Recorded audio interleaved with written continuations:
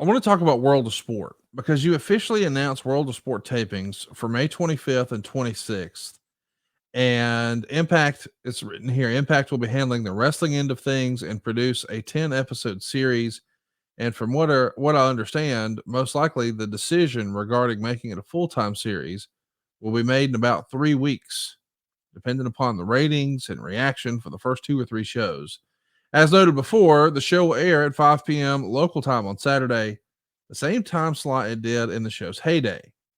And the working idea, if everything falls into place, would be for Jarrett and Anthem to be in charge of Impact in the US, the Indian television show on Sony 6, the World of Sport TV show on ITV, and an English language AAA show for the US market, which will be tricky because most of the top AAA guys couldn't even appear on that show due to the Lucha Underground deal.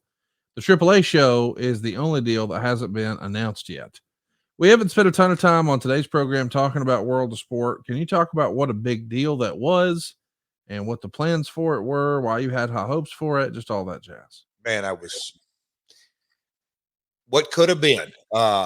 Man, what could have been. So, um, World of Sport originally aired in the 60s and 70s, even to the early 80s on ITV in the United Kingdom. ITV, for you US folks, and I hope my Brit buddies don't get upset at me, but just kind of think ITV is a combination of maybe ABC and NBC.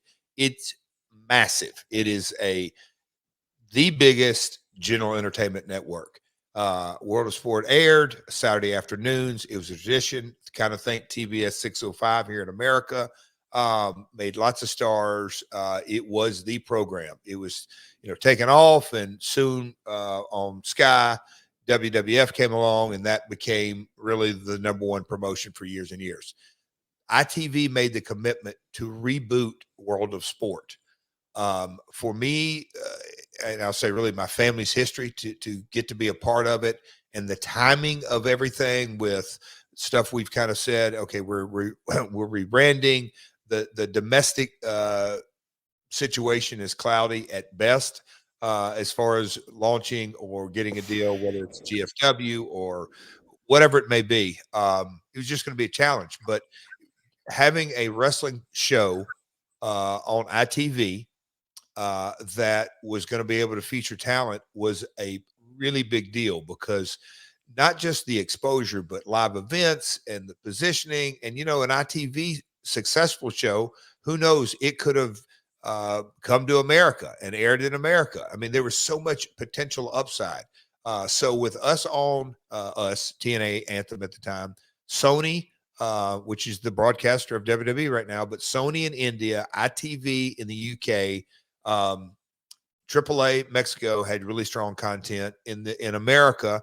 I still think there's going to be a true breakthrough at some point of a Lucha Libre promotion here in the United States. But that was kind of the goal, that, okay, all of a sudden we're potentially 4 different major broadcasters.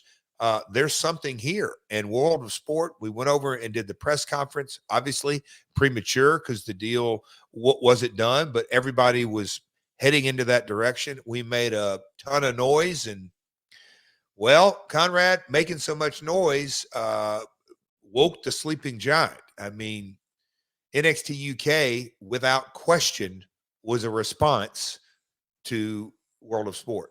They signed talent. It was a definite reaction to World of Sport.